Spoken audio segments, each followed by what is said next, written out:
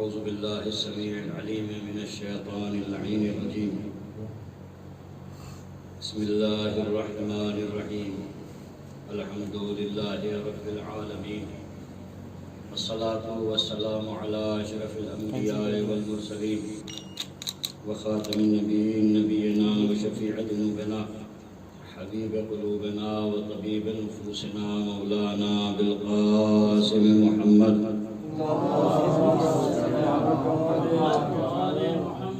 وعلى أهل بيته الطيبين الأطهرين المعصومين المظلومين المنتجبين المنتخبين، ولعنة الدائمة الباقية على أعدائهم وغاصب حقوقهم ومنكر فضائلهم وعصمتهم وعطشهم أجمعين من الآن إلى قيام يوم الدين. أما بعد، فقد قال الحسين عليه السلام: إني لم أخرج أشرا ولا بطرا ولا ظالما ولا مفسدا، وإنما خرجت لطلب الإصلاح في أمة جدي، أريد أن آمر بالمعروف وأنهى عن المنكر وأسير بسيرة جدي وأبي. صلوات بھیجے محمد وآل محمد. اللهم صل على محمد وآل محمد.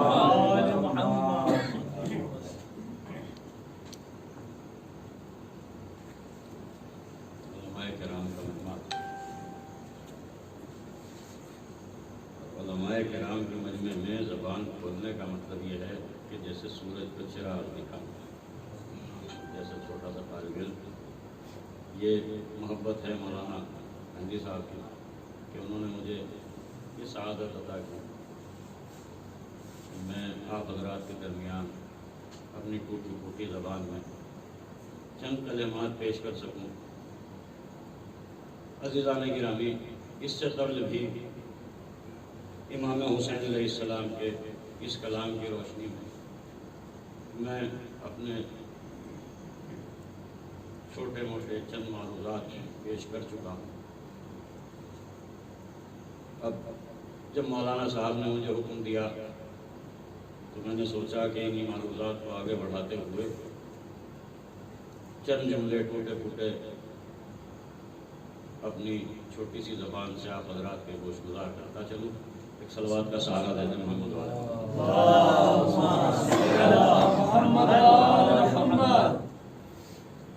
فرزند رسول امام حسین علیہ السلام کا جو کلام انی لم اخرج عشرا ولا بطرا، کہ میں فساد کرنے کے لیے، ریزی کرنے کے لیے نہیں نکلا، بلکہ کس چیز کے لیے نکلا ہوں؟ لطلب الاصلاح، میں اصلاح کرنے کے لیے نکلا. اريد ان آمر بالمعروف، میں امر بالمعروف کرنا چاہتا ہوں. وانہا عن المنکر، اور برائیوں سے روکنا چاہتا ہوں. مقصد امام حسین علیہ السلام آپ نے پہلے ہی واضح کر دیا کہ میں دو کام کروں گا. کہ کیا کروں گا؟ امر بالمعروف کروں گا، اور کیا کروں گا؟ نہی عن المنکر. اور مقصد کیا ہے؟ مقصد جو ہے وہ کیا ہے؟ اصلاح. اور یہاں سے دو تین چیزیں واضح ہوتی ہیں. سب سے پہلی چیز کہ یہ جو زمانہ ہے یہ نبی کے بہت زیادہ سینکڑوں سال بعد کا نہیں، بلکہ یہی 50 سال کے درمیان کا زمانہ. 11 ہجری میں پیغمبر اسلام کی شہادت ہوئی ہے، اور سن 60-61 ہجری کا یہ واقعہ ہے. کوئی بہت پرانا زمانہ نہیں. یہ وہ زمانہ ہے کہ جس میں صرف مدینے کے اندر 80 صحابہ، 70 سے 80 صحابہ ہوا ہیں کہ جو جنگ بدر کے ساتھ ہیں. یہ وہ زمانہ ہے کہ جس میں 700 وہ افراد ہیں صرف مدینے کے اندر کہ جنہیں نبی کا صحابی ہونے کا شرف ہے. ملاحظہ کر رہے ہیں کہ جو نبی کے اصحاب ہیں کتنے ہو گئے تقریباً؟ اگر آپ تاریخوں کو ملا کے دیکھیں تو صرف مدینے کے اندر جو ہے وہ اقل مقدار جو پائی جاتی ہے اصحاب کی، وہ 700 اصحاب، کم سے کم مقدار جو صحابی. اتنے سارے صحابی جنہوں نے رسول کو مشاہدہ کیا ہے، اپنی آنکھوں سے دیکھا، جنہوں نے رسول کو اپنے کانوں سے سنا، جنہوں نے رسول کی سیرت کو اپنی آنکھوں سے دیکھا. یہ تمام کے تمام اصحاب مدینے کے اندر موجود ہیں. اس کے باوجود حسین کو ضرورت پڑ رہی ہے کہ وہ امر بالمعروف کرے اور نہی عن المنکر. اس کا مطلب یہ ہے کہ یہ موجود تو تھے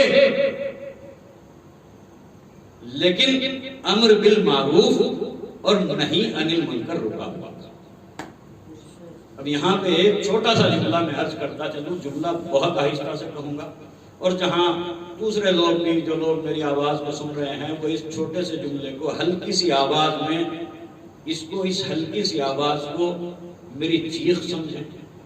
ایک بار کہنے کو 1000 بار سمجھیں کہ جب امر بالمعروف اور نہی عن المنکر رک جاتا، جب اچھائیوں کا حکم دینا اور برائیوں سے روکنا یہ بند ہو جاتا ہے، تو پھر امت مسلمہ کے اوپر ایسا وقت بھی آ جاتا ہے کہ یزید جیسا فاسق و فاجر حاکم وقت بن جاتا ہے.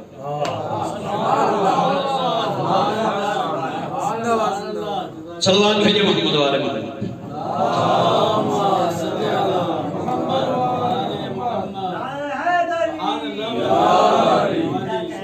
اسی بات کو امام حسین علیہ السلام نے بار بار دہرایا. اچھا بات کیا ہے کہ یہ جو رکا ہوا ہے امر بالمعروف نہی عن المنکر، دراصل ہے کیا؟ دراصل بات یہ ہے کہ خوف ہے بنی امیہ کی تلوار. خوف ہے کہ جیسا ابو ذر کے ساتھ ہوا کہ انہیں ربضہ بھجوا دیا گیا، کہیں ایسا نہ ہو کہ ہم بھی قید کر دیے جائیں. تمام کے تمام خوف. اصلاح دیکھیں، اگر آپ اچھے طبیب کے پاس جائیں نا، اگر اچھے طبیب کے پاس آپ جاتے ہیں تو وہ اچھا طبیب آپ کا جو ہے وہ ایسے ہی سنتے علاج شروع نہیں کر دیتا، بلکہ وہ کیا چاہتا ہے؟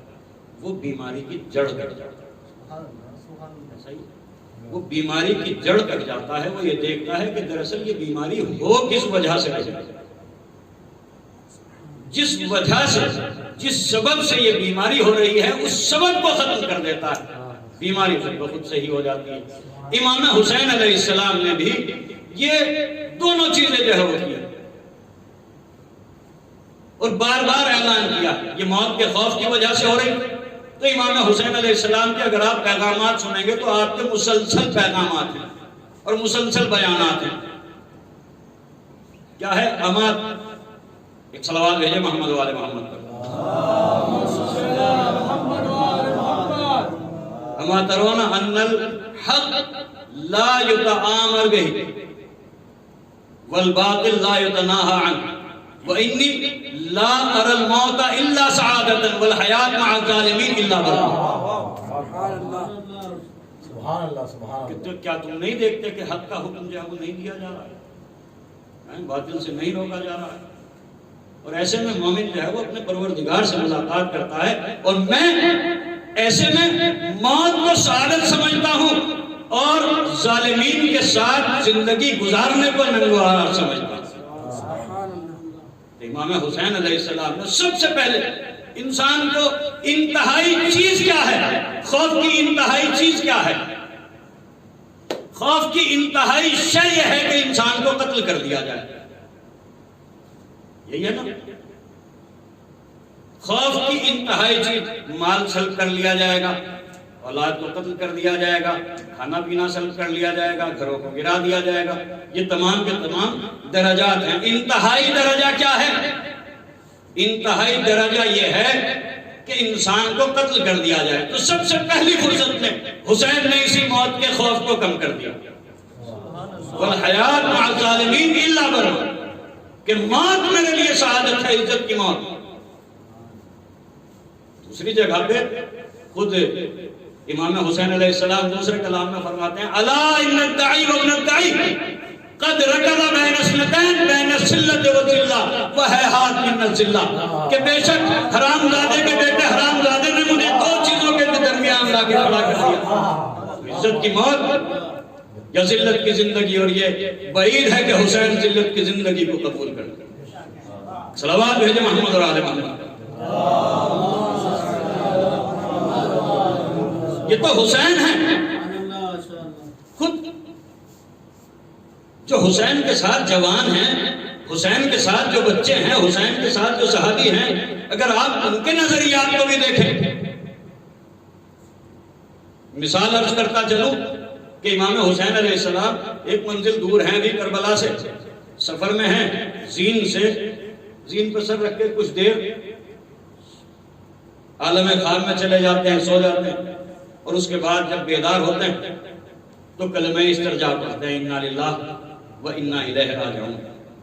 جوان بیٹا ہے، باپ کے اوپر ہر وقت نگاہ رکھے ہوئے سوال کر لیتے ہیں جناب علی اکبر، بابا یہ کلمہ استرجاع کیوں ہے؟ بہت مختصر، مجھے ٹائم میں مختصر دیا، صلوات بھیجے محمد و آل محمد۔ میرے ساتھ پرابلم یہ ہے کہ جب وقت مہین ہو جاتا ہے تو پھر پتہ نہیں ذہن کہاں جانا چاہتا ہے۔ ایک اور صلوات کا سہارا دے دے محمد و آل محمد۔ بابا یہ کلمہ استرجاع کس لیے؟ تو حسین نے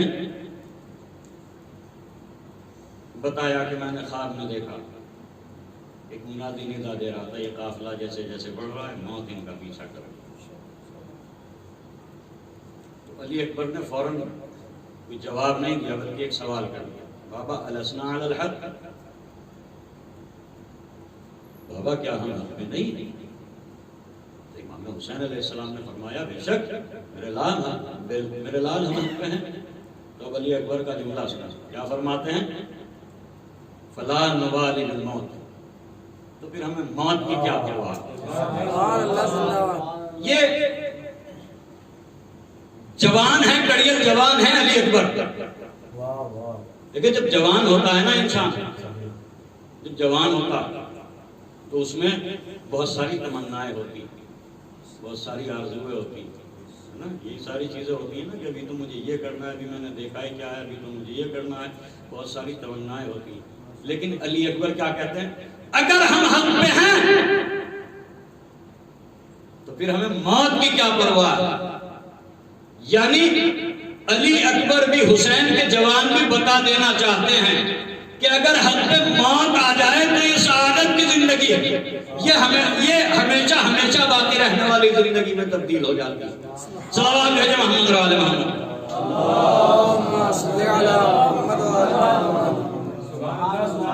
حسین کی جوانی نہیں، بچے، جناب قاسم کا جملہ تو آپ بار بار مسلسل پڑھتے رہتے ہیں نا کہ جب آئے ہیں، اور جناب علی اکبر کے سلسلے میں تو اختلاف بھی ہے، کوئی کہتا ہے 28 سال کی عمر ہے، کوئی 25 سال کی اور کوئی 18 سال کی، لیکن جناب قاسم کے سلسلے میں تو جملہ ہے لم یبلغ الحلم، جناب قاسم وہ ہیں کہ جو ابھی آپ جو ہے وہ حد سن بلوغ تک بھی نہیں پہنچے، بچہ ہے۔ یہاں تک کہ مقتل نے ایک جملہ لکھا ہے کہ جب امام حسین علیہ السلام مدینے سے چلے نا تو جناب قاسم کے لیے کوئی الگ سے سواری نہیں تھی، بلکہ خواتین کی محفل ہی میں آپ کو سوار کرایا گیا، اتنا کمسن ہے حسن کا لال، یہ ہے حسین کے گھر کا بچہ۔ تو جب امام حسین علیہ السلام شب عاشور میں حضر شہادت بیان کرنے لگے تو جناب قاسم نے آ کے سوال کر لیا کہ چچا کیا میرا نام بھی محضر شہادت میں؟ تو امام حسین علیہ السلام نے جواب نہیں دیا بلکہ کیا کہا کہ 6 مہینے کا علی اصغر وہ بھی کل شہید کر دیا جائے گا۔ امام نے ایک سوال قاسم سے کر دیا کہ موت تمہارے نزدیک کیسے؟ کیا فرمایا؟ الموت عندی احلی من العسل، یعنی جس چیز سے دنیا خوف کھاتی ہے، جس کی وجہ سے تمام پریشانیاں اور ذلت کی زندگی برداشت کر لیتی ہے، جس خوف کی وجہ سے، وہ چیز ہے کیا؟ موت۔ اور موت کو حسین نے اتنا چھوٹا کر دیا کہ چند مصروں میں سماعت فرما لیں کہ کربلا سر سے کفن باندھ کے جب آتی ہے، وسعت ارض و سماوات پر چھا جاتی ہے، تند انفاس سے فولاد کو برماتی ہے، تبر و تیر کو خاطر میں نہیں لاتی ہے، چڑھ کے نیزے پا تو عالم کو ہلا دیتی ہے، کربلا موت کو دیوانہ بنا دیتی ہے۔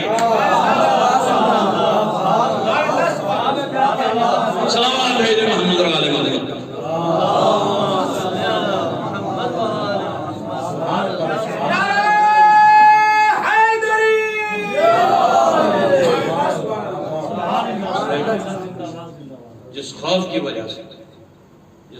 وجہ سے دنیا اور بالمعروف و نہی عن المنکر کو روکے ہوئے ہیں، سے ڈر رہی ہے، اسی خوف کو حسین نے ختم کر دیا، اسی خوف کو کہ اگر تم حق پہ ہو تو یہ دنیا کی زندگی تو چند روزہ زندگی ہے، ہم تمہیں حیات جاویدانی عطا کریں، ہم تمہیں حیات جاویدانی میں عطا کریں۔ عزیزان گرامی، یہ جو ایام ہیں، اور حسین اسی مقصد کو لے کے نکلے، یہ جو ایام ہیں یہ مشترک ہیں۔ حسین اپنا امتحان دے چکے، حسین اپنا مقصد پورا کر چکے، اور میں عرض کر رہا تھا کہ حسین نے بھی جس طرح سے اچھا طبیب ہوتا ہے وہ بیماری کی جڑ تک جاتا ہے، اسی طرح سے حسین نے بھی پتہ کر لیا کہ یہ بیماری کی جڑ کیا ہے۔ بیماری کی جو جڑ ہے وہ دو ہے، ایک تو خود عوام کا فساد ہے اور دوسرا حاکم کا فساد ہے۔ یہ جو عوام کا فساد ہوتا ہے یہ اس کے اپنے نفس کی وجہ سے ہوتا ہے، اور یہ جو حاکم کی وجہ سے جو فساد ہوتا ہے اس میں اس کے نفس کے ساتھ ساتھ اقتدار کا بھی دخل ہوتا ہے۔ تو حسین نے یہی کام کیا، حسین نے اپنے خطبات اور اپنے کلمات کے ذریعے سے سب سے پہلے عوام کے ذہنوں کو جھنجھوڑا، ان میں انقلاب پیدا کیا۔ اس کے بعد امام حسین علیہ السلام نے باطل کو بے نقاب کیا۔ یہ دو مرحلے کہ یہ جس اقتدار کی وجہ سے فسق و فجور کر رہا اس اقتدار کو بے نقاب کر دیا جائے، اس کا چہرہ خود بخود لوگوں کے سامنے آ جائے۔ اور حسین اپنے اس مشن میں کامیاب ہوئے، اسی لیے تو بیٹا بھی ملتے ہوئے اقتدار کو ٹھوکر مار کے چلا گیا۔ صلوات بھیجے محمد اور آل محمد۔ تو عزیزوں، یہ جو ایام، میں اپنا مقصود بیان کر چکا، یہ جو ایام ہے یہ بڑی مصیبت کے ایام ہے۔ بے شک حسین کا گھر جڑ گیا، لیکن حسین کامیاب ہو، اور حسین نے اسلام کے چاروں طرف اپنا وہ حصار کھینچ دیا کہ اب قیامت تک کوئی بھی یزید بنام اسلام فسق و فجور نہیں کر سکتا۔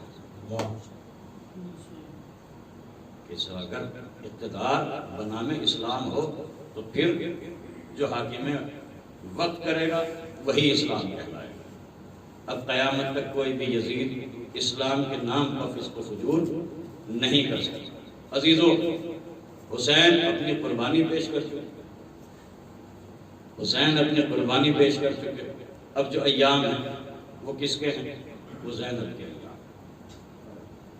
صلوات بھیجیں محمد وآل محمد۔ اللہم صلی علی محمد وآل محمد۔ کوئی خاص بات؟ صلو علی محمد وآل محمد۔ اب یہ جو ایام ہیں کس کے ایام ہیں؟ یہ جناب زینب سلام اللہ علیہ کے ایام ہیں۔ عزیزو، حسین کی قربانی کربلا کے صحرا میں گم ہو کے رہ جاتی اگر زینب نہ ہو۔ اس لیے ضروری ہے کہ جیسے میں نے امام حسین علیہ السلام کا تذکرہ کیا، ایسے ہی جناب زینب سلام اللہ علیہ کا بھی تذکرہ کیا۔ زینب علی کی لاڈلی زینب جیسے حسین نبی کے نواسے، ایسے ہی زینب بھی نبی کی نواسے۔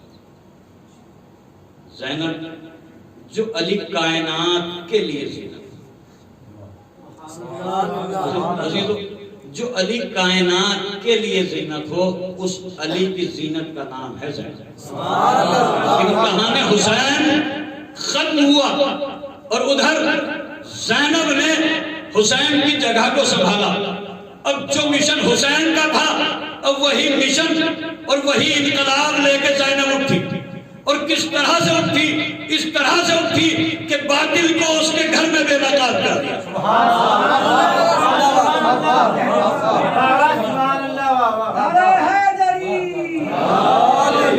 یہ جو یزید تھا یہ کس دم کے اوپر، کس بل کے اوپر یہ تمام فسق و فجور کر رہا تھا؟ یہ کس نشے میں چور تھا جو یہ شعر پڑھ رہا تھا کہ بنی ہاشم نے یہ حکومت کے لیے تمام چیزیں کی تھی، نہ کوئی ملک آیا نہ یہ وحی نازل ہوئی؟ یہ کس نشے میں تھا کہ جو قتل کرنے کے بعد بھی اہل بیت علیہ السلام کو کفریہ اشعار پڑھ رہا تھا کہ میں بنی خندق میں سے نہیں ہوں اگر میں اپنے بدر والوں کا بدلہ نہ لے لوں؟ اللہ اکبر! یہ کس نشے میں تھا؟ اسی اقتدار کے نشے میں چور تھا، اور اسی اقتدار کو زینب نے اتنا بدنام کر دیا کہ بیٹا تخت کو ٹھوکر مار کے کہتا ہے کہ یہ تخت ہے کہ جس کو میرے باپ نے غصب کیا۔ صلوات بھیجے محمد و آل محمد پر۔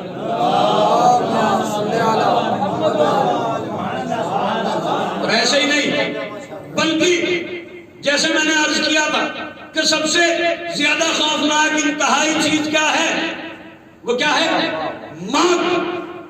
جناب زینب نے یزید کی آنکھوں میں آنکھیں ڈال کے کیا کہا؟ قد قیدک وسعاسائک وناصب جہدک فواللہ لا تمحو ذکرنا ولا تمیتو وحینا۔ یزید، تو نے ہمارے جوانوں کو قتل کر دیا، ہمارے مردوں کو قتل کر دیا، ہمارا ساز و سامان لوٹ لیا، ہمارے اوپر پانی بند کر دیا، ہمیں بے کجاوہ اونٹوں کے اوپر در بدر تم نے پھرایا۔ یہ تمام کے تمام ظلم کرنے کے باوجود اب بھی اگر کوئی کسر باقی رہ گئی ہو تو تمام حسرتیں اپنی پوری کر لے، لیکن یہ یاد رکھ کہ تو ہمارے ذکر کو ختم نہیں کر سکتا۔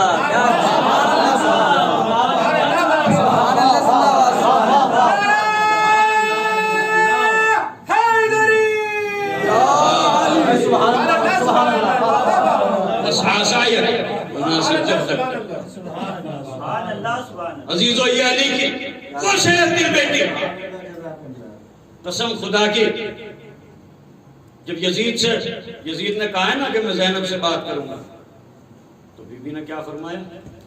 وَلَئِن جَرَّتْ عَلَيَّ الدَّوَاهِ مُخَاطَبَتَكَ إِنِّي لَأَسْتَصْغِرُ قَدْرَكَ وَأَسْتَكْثِرُ ثَوْبِيَكَ لَكِنِ الْعُيُونَ عَبْرَةٌ وَالصُّدُورُ حَرَّةٌ أَلَا فَالْعَجَبُ كُلُّ الْعَجَبِ عَلَى قَتْلِ حِزْبِ اللَّهِ النُّجَبَاءِ بِحِزْبِ الشَّيْطَانِ الطُّلَقَاءِ۔ کہ اگرچہ زمانے میں مجھے اس مقام پر لا کے کھڑا کر دیا ہے کہ مجھے تجھ سے بات کرنی پڑ رہی ہے، اللہ اکبر! کہاں لے کے بیٹھے، کہاں تو فاسق و فاجر، لیکن آنکھوں میں غم کے آنسو، دلوں میں آگ لگی ہوئی۔ کتنی عجیب بات نہیں ہے، کتنے تعجب کی بات نہیں ہے کہ حزب شیطان نے حزب رحمان کو جو ہے وہ قتل کر دیا۔ قسم خدا کی، مصائب کے دن ہیں، کہاں سے جملے عرض کروں، کس جگہ سے جملے عرض کروں، جس جگہ سے بھی شروع کرو اسی جگہ مصیبتیں بھی ہیں اور انہی مصائب میں فضائل ہیں۔ اتنا چھوٹا کر دیا ہے اہل بیت نے موت کو کہ جس کے خوف کی وجہ سے لوگ یہ ڈرتے ہیں کہ امر بالمعروف نہ کریں، نہیں انل منکر نہ کریں، جس موت کے خوف کی وجہ سے۔ یہی دربار ابن زیاد میں جب امام سجاد علیہ السلام سے مخاطب ہوا ہے نا ابن زیاد، اور ابن زیاد نے امام سجاد علیہ السلام کو قتل کرنے کا حکم دیا ہے، تو یہی جناب زینب سلام اللہ علیہ آ گئی ہیں بھتیجے کی سبر بن گئی۔ ابن زیاد تم سے قتل نہیں کر سکتا، اگر اسے قتل کرنا ہے تو مجھے بھی قتل کرنا۔ اس کے بعد امام سجاد علیہ السلام نے ایک جملہ کہا ہے، پھوپھی اماں اپنی پھوپھی کو خاموش کیا، اور اس کے بعد ایک جملہ کہا ہے، اتحدثنی بالقتل یا ابن مرجان، ابن مرجانہ تو مجھے موت کی دھمکی دیتا، القتل لنا عادہ وکرامتنا من اللہ شہادہ، کہ قتل ہونا تو ہماری عادت ہے اور ہماری کرامت یہ ہے اللہ کی طرف سے کہ جب ہم مرتے ہیں تو ہماری موت نہیں ہوتی بلکہ شہادت ہوتی ہے۔ سبحان اللہ، صلوات بھیجے محمد و آل محمد۔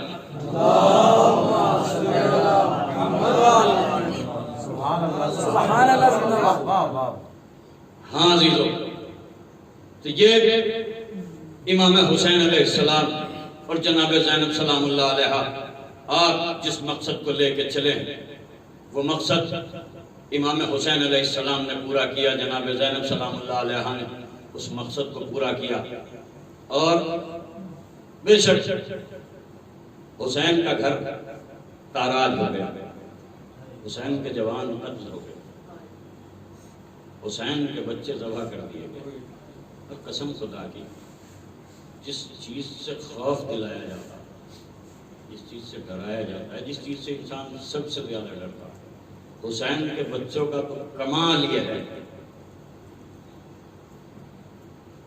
کہ موت کو تیر لگنے کے بعد بھی ہنسی میں اڑا دیتے ہیں۔ صلوات بھیجے محمد روالے والے اللہم صلی علی محمد وآل محمد۔ عزیزو، 12 محرم ہے، اس میں اس کی جو 11 تاریخ ہے، یہ جو 11 تاریخ تھی، اس 11 تاریخ میں عمر سعد ملعون نے اپنے کچھ تہائے نجس کو دفن کیا، اور کچھ تہائے نجس کو دفن کرنے کے بعد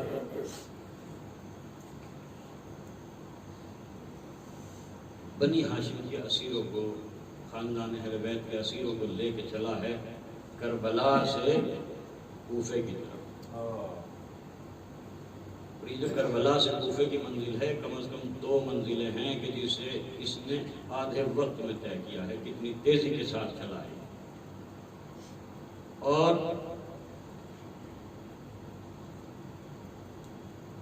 مسجد حنانہ میں یہ دروازہ ہوا کرتا تھا، یہ کوفے کا دروازہ، کوفے کے باہر ہوا کرتی تھی یہ جگہ، یہ کوفے کے باہر جو ہوا کرتی تھی جگہ، یہاں اس نے قیام کیا۔ عزیزو، 2 ورود ہیں جناب زینب سلام اللہ علیہ کے کوفے میں۔ ایک ورود تو یہ ہے کہ جو ابھی میں بیان کرنے والا، ایک اس سے پہلے بھی آئی تھی کوفے میں۔ وہ کب آئی تھی؟ وہ اس وقت میں آئی تھی کہ جب جناب امیر علیہ السلام مسند خلافت پر، ظاہری مسند خلافت پر جلوہ افروز ہوئے، اور جناب امیر علیہ السلام نے کوفے کو اپنا دارالحکومت بنایا تھا۔ اس وقت جب بی بی آئی تھی تو اس وقت کوفے کے باہر دن میں آئی تھی، لیکن رات کا انتظار کیا۔ اللہ اکبر، رات کا انتظار کیا گیا، کیوں؟ اس لیے کہ بی بی کی ان محملوں کے اوپر کہ جس میں بی بی سوار ہے، اس محمل کے اوپر کسی نامحرم کی نظر نہ پڑ جائے۔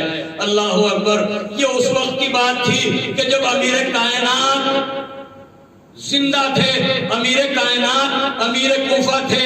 ہاں عزیزو، اور لیکن یہ آج زینب ہے کہ جب رات میں آئی ہے لیکن دن کا انتظار کیا جا رہا ہے۔ کیوں انتظار کیا جا رہا ہے؟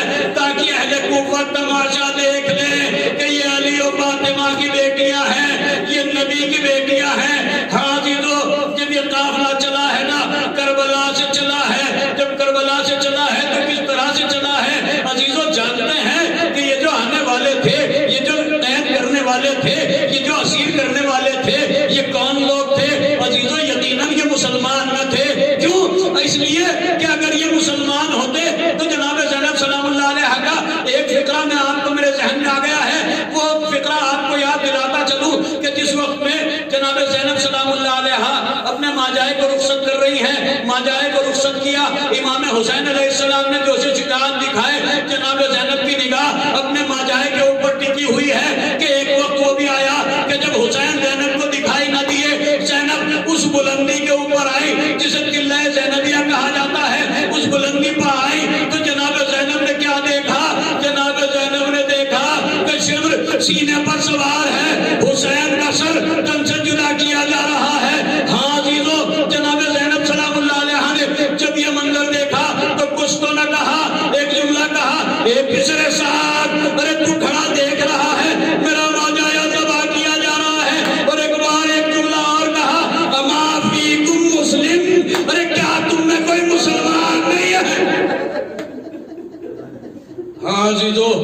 تم میں کوئی مسلمان نہیں ہے؟ اگر یہ مسلمان ہوتے تو سب سے پہلے تو تعلیمات نبی یہ تھی کہ پانی مباح ہے، ہر ایک کے لیے مباح ہے، پانی کسی کے اوپر بند نہ کیا جائے۔ اگر یہ مسلمان ہوتے تو اہل بیت حسین کے اوپر پانی بند نہ کرتے۔ ہاں عزیزو، تعلیمات اسلام تو یہ ہے کہ مسلمان کے ساتھ جنگ نہ کرے، اگر جنگ ناگزیر ہو جائے تو لاشوں کی بے حرمتی نہ کی جائے۔ اگر یہ مسلمان ہوتے تو حسین کے لاشوں کے اوپر گھوڑے نہ دوڑاتے۔ ہاں عزیزو، اگر یہ مسلمان ہوتے تو تعلیمات اسلام تو یہ تھی کہ مسلمان کے گھروں کو نہ جلایا جائے۔ اگر یہ مسلمان ہوتے تو یہ حسین کے خیموں میں آگ نہ لگا رہے ہوتے۔ تعلیمات اسلام تو یہ تھی کہ اگر کسی کو اسیر نہ کیا جائے، اگر اسیر کیا بھی جائے تو ان کو اس مقام سے نہ گزارا جائے کہ جہاں ان کے شہداء کی لاشیں پڑے ہوئے ہوں۔ اور یہ کون لوگ تھے کہ جو 11 محرم کو زینب کو اس مقام سے لے کے جا رہے تھے جہاں حسین کا لاشا بے گور و کفن پڑا ہوا تھا، جہاں سے سید سجاد کو گزارا گیا وہاں حسین کا لاشا بے گور و کفن پڑا ہوا تھا۔ ارے یہی تو وجہ ہے کہ جب جناب زینب نے دیکھا کہ میرا بھتیجا سید سجاد چہرے کا رنگ زرد ہے، ایسا لگتا ہے کہ جیسے روح جسم سے نکل جائے گی، اپنے آپ کو اونٹ سے گرا دیا، آواز دیتی ہے اے سید سجاد، ارے میں دیکھتی ہوں ایسا لگتا ہے کہ جیسے تمہاری روح تمہارے جسم سے نکل جائے گی۔ تو سید سجاد نے یہی کہا تھا، اے پھوپھی اماں، ارے وہ جوان بیٹا کیا کرے کہ جس کا باپ بے گور و کفن پڑا ہوا ہو۔ اللہ اکبر۔ سید سجاد، جناب زینب اس قافلے کے قافلہ سالار بن کے چلے۔ یہ کوفے کی منزلیں ہیں۔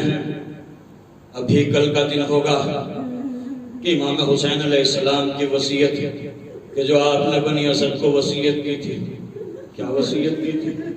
اے بنی اسد کے لوگوں، میں یہ زمین تمہیں ہبہ کرتا ہوں، لیکن شرط یہ ہے کہ جب ہمیں قتل کر دیا جائے تو تم ہمارے لاشوں کو دفن کرو۔ اللہ اکبر۔ کتنی تمنا تھی حسین کو دفن ہونے کی کہ حسین کے لاشوں کو دفن کیا جائے۔ یہ وصیت کرنے کے بعد بنی اسد کے مردوں کو بھیج دیا، کہا اپنی خواتین کو بھیجو۔ بنی اسد کی خواتین آئی ہیں تو حسین نے بنی اسد کی خواتین سے کہا کہ دیکھو، اگر تمہارے مرد خوف کی وجہ سے ہمارے لاشوں کو دفن نہ کریں تو تم انہیں غیرت دلانا۔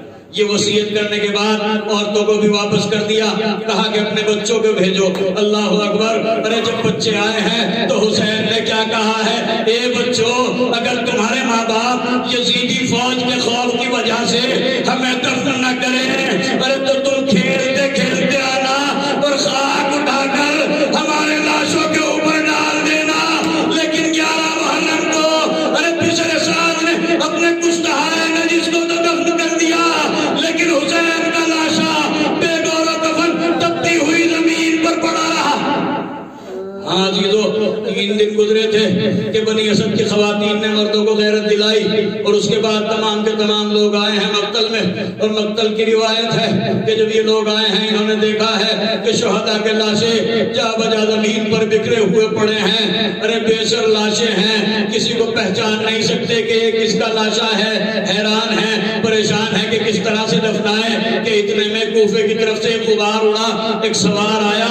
یہ سوار جب انہوں نے اس سوار کو دیکھا تو یہ خوفزدہ ہوئے۔ سوار نے پوچھا کہ کون ہو تم لوگ؟ کہا کہ ہم بنی اسد کے لوگ ہیں، یہی پاس کے قریے میں رہتے ہیں، ہم چاہتے ہیں کہ ان شہداء کو دفن کریں، لیکن کیسے کہ ان کے سر نہیں ہیں، ان کے صرف جسم باقی ہیں، ہمیں کس طرح سے پہچان ہو کہ کس کا لاشا ہے؟ اور یہ سوار اترا اور ایک نشیب کی طرف بڑھا۔ اس سوار نے اس نشیب کی طرف بڑھتے ہوئے کریا کیا، یا بتا صلی اللہ علیہ کا ملائکۃ السماء، اے میرے بابا، ارے آپ کے اوپر ملائکہ آسمان صلوات بھیجتے ہیں، اے میرے بابا، ارے کاش تم دیکھتے کہ مجھے کس طرح سے اسیر کر کے لے جایا گیا۔ اللہ اکبر۔ یہ جوان بڑھا ہے، اور انہیں بنی اسد، ایک روایت کہتی ہے کہ بنی اسد سے ایک چٹائی منگائی گئی، اور جب چٹائی منگائی گئی اس جوان نے، جو امام زین العابدین علیہ السلام باعجاز آئے تھے، آپ نے اس چٹائی میں امام حسین علیہ آگ ہٹائی، ایک تازہ قبر برآمد ہوئی۔ ارے امام کو، معصوم کو صرف معصوم ہی دفن کرتا ہے۔ امام سجاد علیہ السلام نے اس چٹائی کو اپنے ہاتھوں سے اٹھایا، ہاتھوں سے اٹھانے کے بعد قبر میں رکھنا چاہتے ہیں کہ 2 ہاتھ برآمد ہوئے۔ ارے لا سجاد میرے لال کو مجھے دے دے۔ ہاں عزیزو، اس کے بعد امام زین العابدین نے حکم دیا، ایک بڑی سی قبر تیار کی گئی جس میں تمام شہداء کربلا کو دفن کر دیا گیا۔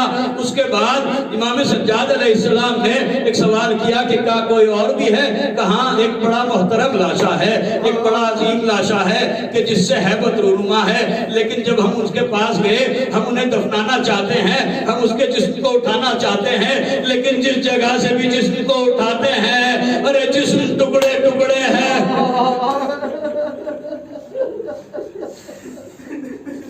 اللہ اکبر۔ ارے چلے ہیں امام سجاد علیہ السلام فرات کے کنارے، اور ایک مرتبہ اپنے آپ کو ابو الفضل العباس علیہ السلام کے لاشے کے اوپر گرا دیا اور فرماتے ہیں چچا، ارے کاش تم ہوتے تو دیکھتے کہ مجھے کس طرح سے اسیر کر کے لے جایا گیا اور بناتے رسول اللہ۔ ارے کس طرح سے صدائیں دے رہی ہیں، واہ غربتا، واہ تشا۔ ایک چٹائی منگائی گئی، امام سجاد علیہ السلام نے مولا ابو الفضل العباس علیہ السلام کے لاشے کو دفن کیا۔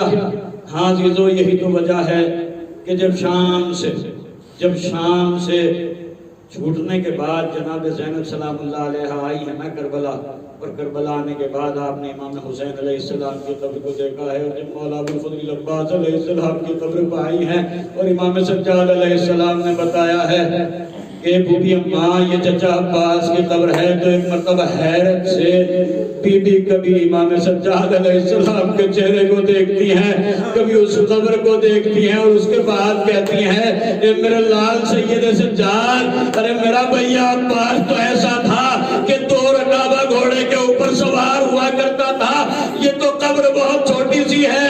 کہا ہے بی بی اماں، ارے ظالموں نے چچا کی لاش کو ٹکڑے ٹکڑے چٹائی میں لپیٹ کے اسے عالم الذین ظلموا ایام القلب ينقلبون انا للہ و انا الیہ راجعون۔